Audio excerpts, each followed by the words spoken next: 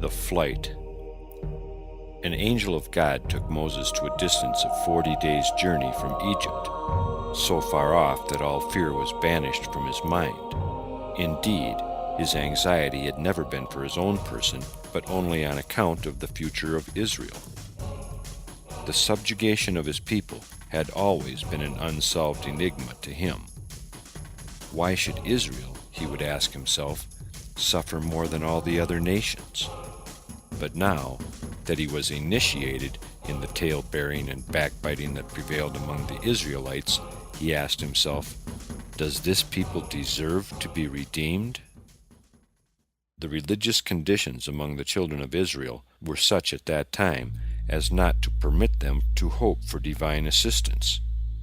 They refused to give ear to Aaron and the 5 sons of Zerah, who worked among them as prophets, and admonished them to the fear of the Lord. Pharaoh abused them more and more oppressively until God had mercy on them and sent Moses to deliver them from slavery. After his successful escape from the hands of the hangman, Moses had no idea that a royal throne awaited him. It was nevertheless so. A war broke out at this time between Ethiopia and the nations of the east that had been subject to it until then. Kykenos, the king, advanced against his enemy with a great army. He left Balaam and Balaam's 2 sons, Janes and Jambres, behind to keep guard over his capital and take charge of the people remaining at home. The absence of the king gave Balaam the opportunity of winning his subjects over to himself, and he was put on the throne, and his 2 sons were set over the army as generals. To cut Kykenos off from his capital, Balaam and his sons fortified the city, so that no one could enter it against their will. On 2 sides they made the walls higher, on the third they dug a network of canals into which they conducted the waters of the river surrounding the whole land of Ethiopia, and on the 4th side, by means of magic arts, collected a large swarm of snakes and scorpions. Thus no one could depart, and no one could enter. Meanwhile, Kykenos succeeded in subjugating the rebellious nations. When he returned at the head of his victorious army and saw the high city wall from afar, he and his men said, "The inhabitants of the city, seeing that the war detained us abroad for a long time, have raised the walls and fortified them, that the kings of Canaan may not be able to enter." On approaching the city gates, which were barred, they cried out to the guards to open them. But by Balaam's instructions, they were not permitted to pass. A skirmish ensued, in which Kykenos lost 130 men. The next day the combat continued, the kings with his troops being stationed on the banks of the river. This day he lost 30 riders, who, mounted on their steeds, had attempted to swim the stream. Then the king ordered rafts to be constructed for the transporting of his men. When the vessels reached the canals, they were submerged, and the waters, swirling round and round, as though driven by mill wheels, swept away 200 men, 20 from each raft. On the 3rd day, they set about assaulting the city from the side on which the snakes and scorpions swarmed.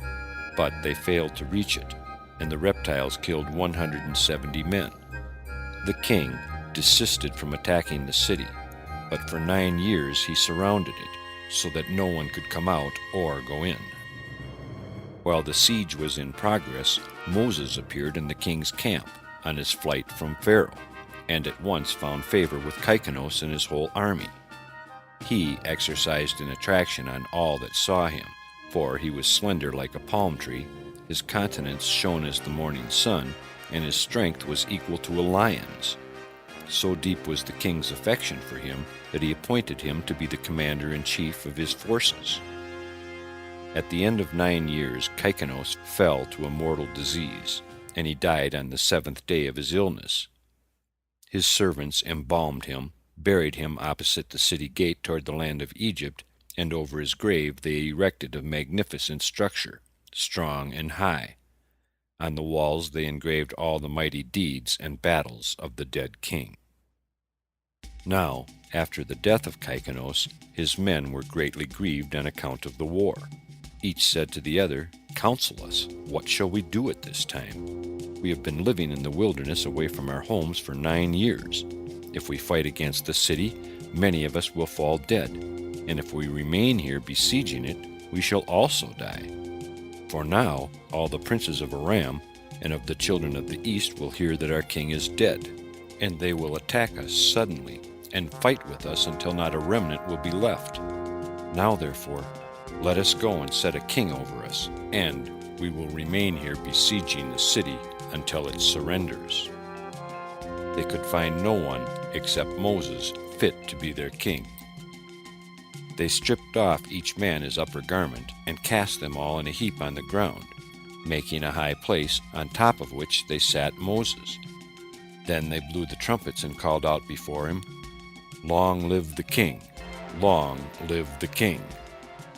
And all the people and the nobles swore to give him Adoniah for wife, the Ethiopian queen, the widow of Caicnos, and they made Moses king over them on that day.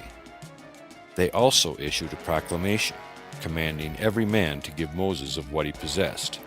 And on the high place they spread a sheet on which each one cast something, this one a gold nose ring, that one a coin, onyx stones, bdellium, pearls, gold, silver, and all in great abundance. Moses was 27 years old when he became king over Ethiopia, and he reigned for 40 years. On the 7th day of his reign, all the people assembled and came out before him to ask his counsel as to what was to be done with the city they were besieging. Moses answered them and said, "If you will hear my words, the city will be delivered into your hands. Proclaim with a loud voice throughout the whole camp, 'So says the king. Go to the forest and fetch some young storks, each man one in his hand. And if there be any man that transgresses the word of the king, not to bring a bird, he shall die, and the king will take all that belongs to him. And when you have brought them, they shall be in your keeping. You shall raise them until they grow up, and you shall teach them to fly as the hawk flies.'" All the people did according to the word of Moses, and after the young storks had grown to full size, he ordered them to be starved for 3 days. On the 3rd day, the king said to them, "Let every man put on his armor and gird his sword. Each one shall mount his horse, and each shall set his stork on his hand, and we will rise up and fight against the city from the place of the serpents." When they came to the appointed spot, the king said to them, "Let each man send forth his young stork to descend on the serpents." Thus they did, and the birds swooped down and devoured all the reptiles and destroyed them. After the serpents were removed in this way, the men fought against the city, subdued it, and killed all its inhabitants. But of Moses' people, not one died. When Balaam saw that the city had fallen into the hands of the besiegers, he exercised his magic arts, which enabled him to fly through the air, and he carried with him his 2 sons, Janes and Jambres, and his 8 brothers, and they all took refuge in Egypt. Seeing that they had been saved by the king, and the city had been taken by his good counsel, the people became more than ever attached to him. They set the royal crown on his head, and gave him Adoniah, the widow of Caicnos, to wife. But Moses feared the stern God of his fathers, and he went not into Adoniah, nor did he turn his eyes toward her. For he remembered how Abraham had made his servant Eliezer swear to him, saying, "You shall not take a wife for my son from the daughters of the Canaanites." He also remembered what Isaac did when Jacob fled before his brother Esau, how he commanded his son, saying, "You shall not take a wife from the daughters of Canaan, nor ally yourself by marriage with any of the children of Ham. For the Lord our God gave Ham the son of Noah and all his seed as slave to the children of Shem and Japheth forever." At that time Aram and the children of the east heard that Caicnos, the king of Ethiopia, had died, and they rose up against the Ethiopians. But Moses went with a mighty army to fight against the rebellious nations, and he subdued them, first the children of the east, and then Aram. Moses continued to prosper in his kingdom. He conducted the government in justice, righteousness, and integrity, and his people loved and feared him. In the 40th year of his reign, while he was sitting on his throne one day, surrounded by all the nobles, Adoniah the queen, who was seated before him, rose up and spoke. "What is this thing that you, the people of Ethiopia, have done these many years? Surely you know that during the 40 years this man has reigned over you, he has not approached me, nor has he worshipped the gods of Ethiopia. Now therefore, let this man reign over you no more, for he is not of our flesh. Behold, Marcanos my son is grown up. Let him reign over you. It is better for you to serve the son of your lord than a stranger, a slave of the king of Egypt." For a whole day the people and nobles contended with one another, whether or not to pay heed to the words of the queen. The officers of the army remained faithful to Moses, but the people of the cities were in favor of crowning the son of their former lord as king. The following morning they rose up and made Marcanos, the son of Caicos, king over them. But they were afraid to stretch forth their hand against Moses, for the Lord was with him. They also remembered the oath they had sworn to Moses, and therefore they did him no harm. Moreover, they gave many presents to him, and dismissed him with great honor. When Moses left Ethiopia, in the 67th year of his life, it was the time appointed by God in the days of old to bring Israel forth from the affliction of the children of Ham. But, fearing to return to Egypt on account of Pharaoh, Moses journeyed to Midian. Jethro. In the city of Midian, named so for a son of Abraham by Keturah, Hagar, the man Jethro had lived for many years, doing a priest's service before the idols. As time went on, he grew more and more convinced of the vanity of idol worship. His priesthood became repugnant to him, and he resolved to give up his station. He stood before his townsmen and said, "Until now I performed your services before the idols, but I have grown too old for the duties of the office. Choose, therefore, whoever you would choose to take my place." Speaking so, he delivered to the people all the paraphernalia appertaining to the idol worship, and told them to transfer them to the one in whom their discretion they should entrust his position. Suspecting Jethro's hidden motives, the people put him under the ban, and no one would venture to do him the slightest service. Not even would the shepherds pasture his flocks, and there was nothing for him to do but impose this work on his 7 daughters. Jethro's transformation from an idolatrous priest into a God-fearing man is conveyed by his 7 names. He was called Jether because the Torah contains an additional section about him. Jethro, he overflowed with good deeds. Hobab, the beloved son of God. Reuel, the friend of God. Heber, the associate of God. Putiel, he that has renounced idolatry. And Kenai, he that was zealous for God and acquired the Torah. In consequence of the hostile relations between Jethro and the inhabitants of the city, his daughters were in the habit of making their appearance at the watering troughs before the other shepherds came. But the ruse was not successful. The shepherds would drive them away and water their own flocks at the troughs the maidens had filled. When Moses arrived in Midian, it was at the well that he came to a stop, and his experience was the same as Isaac's and Jacob's. Like them, he found his helpmate there. Rebekah had been selected by Eliezer as the wife of Isaac while she was busy drawing water. Jacob had seen Rachel there first, while she was watering her sheep, and at this well in Midian, Moses met his future wife, Zipporah. The rudeness of the shepherds reached its climax the very day of Moses' arrival. First, they deprived the maidens of the waters they had drawn for themselves, attempted to do violence to them, and then they threw them into the water with intent to kill them. At this moment, Moses appeared, dragged the maidens out of the water, and gave the flocks to drink, first Jethro's, then the flocks of the shepherds, though the latter did not deserve his good services. True, he did them the service with but little trouble to himself, for he had only to draw a bucketful, and the water flowed so copiously it sufficed for all the herds.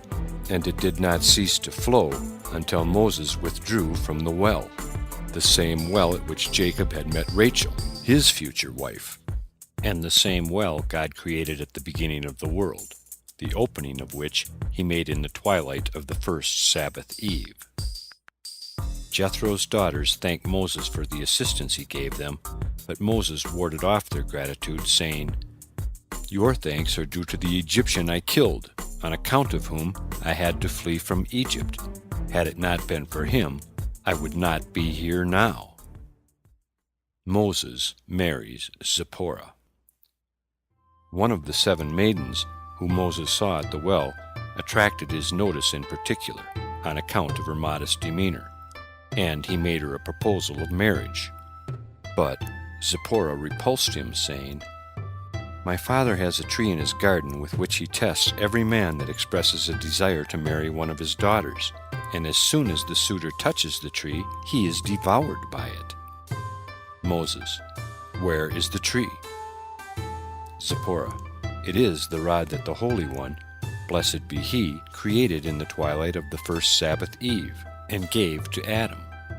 He transmitted it to Enoch, from him it descended to Noah, then to Shem, and Abraham, and Isaac, and finally to Jacob, who brought it with him to Egypt and gave it to his son Joseph.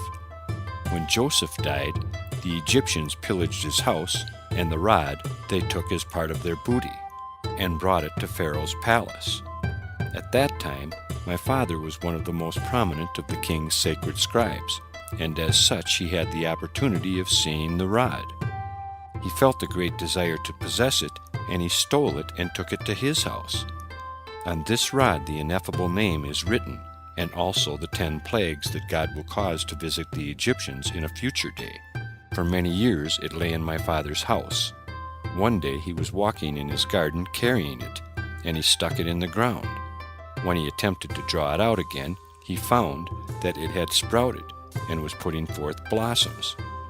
That is the rod with which he tries any that desire to marry his daughters.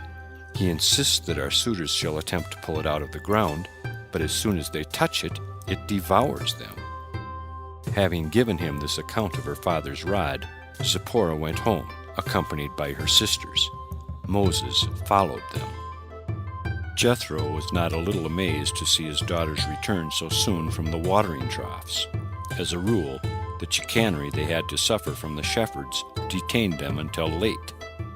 No sooner had he heard their report about the wonder-working Egyptian than he exclaimed, "Perhaps he is one of the descendants of Abraham, from whom issues blessing for the whole world." He rebuked his daughters for not having invited the stranger that had done them so valuable a service to come into their house, and he ordered them to fetch him, in the hope that he would take one of his daughters to wife. Moses had been standing without all this time, and had allowed Jethro's daughters to describe him as an Egyptian without protesting and asserting his Hebrew birth. For this, God punished him by causing him to die outside of the promised land. Joseph, who had proclaimed in public that he was a Hebrew, found his last resting place in the land of the Hebrews, and Moses, who apparently had no objection to being considered an Egyptian, had to live and die outside of that land. Zipporah hurried to execute her father's wish, and no sooner had she ushered him in than Moses requested her hand in marriage. Jethro replied, "If you can bring me the rod in my garden, I will give her to you." Moses went out, found the sapphire rod that God had bestowed on Adam when he was driven forth from paradise, uprooted it, and carried it to Jethro, who conceived the idea at once that he must be the prophet of Israel, concerning whom all the wise men of Egypt had foretold, that he would destroy their land and its inhabitants. As soon as this thought struck him, he seized Moses and threw him into a pit, in the expectation that he would meet his death there. And indeed he would have perished if Zipporah had not devised a stratagem to save his life. She said to her father, "Please listen to my counsel. You have no wife, but only 7 daughters. Do you want my 6 sisters to preside over your household? If so, I will go out with the sheep. If not, let my sisters tend the flocks, and I shall take care of the house." Her father said, "You have spoken well. Your sisters will go with the sheep, and you shall stay in the house and take care of it, and all that belongs to me." Now Zipporah could provide Moses with all sorts of dainties as he lay in the pit. She did this for 7 years. At the end of this period, she said to her father, "I recollect that once upon a time you cast into yonder pit a man that had fetched your rod from the garden for you. You committed a great wrong in doing so. If it seems well to you, uncover the pit and look into it. If the man is dead, throw his corpse away, lest it fill the house with stench. But should he be alive, then you ought to be convinced that he is one of those who are wholly pious, or else he would have died of hunger." The reply of Jethro was, "You have spoken wisely. Do you remember his name?" And Zipporah said, "I remember he called himself Moses, the son of Amram." Jethro lost no time. He opened the pit and called out, "Moses, Moses." Moses replied and said, "Here I am." Jethro drew him out of the pit, kissed him, and said, "Blessed be God who guarded you for 7 years in the pit. I acknowledge that he kills and revives, that you are one of the wholly pious, and that through you God will destroy Egypt in time to come, lead his people out of the land, and drown Pharaoh and his whole army in the sea." Then Jethro gave much money to Moses, and he bestowed his daughter Zipporah on him as wife, giving her to him under the condition that the children born of the marriage in Jethro's house should be divided into 2 equal classes, the one to be Israelites, the other Egyptian.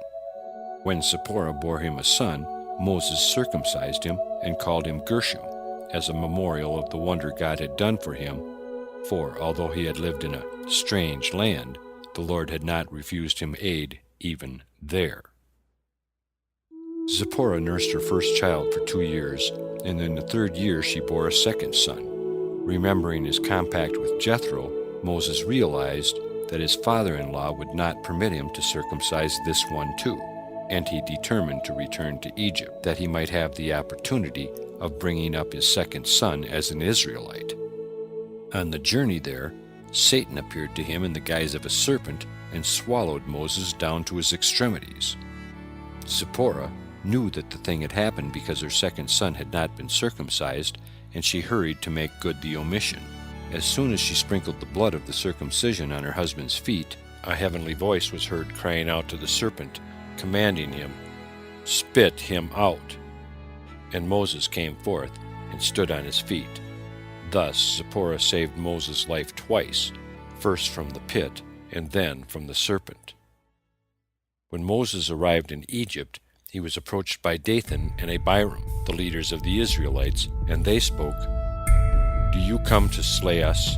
Do you intend to do the same with us as you did with the Egyptian?" This drove Moses right back to Midian, and there he remained another 2 years, until God revealed himself at Horeb and said to him, "Go and bring my children out of the land of Egypt." A bloody remedy. The latter years of Israel's bondage in Egypt were the worst.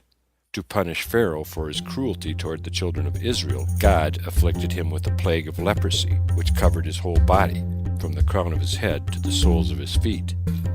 Instead of being softened by his disease, Pharaoh remained stiff-necked, and he tried to restore his health by murdering Israelite children. He took counsel with his 3 advisors, Balaam, Jethro, and Job, how he might be healed of the awful malady that had seized him.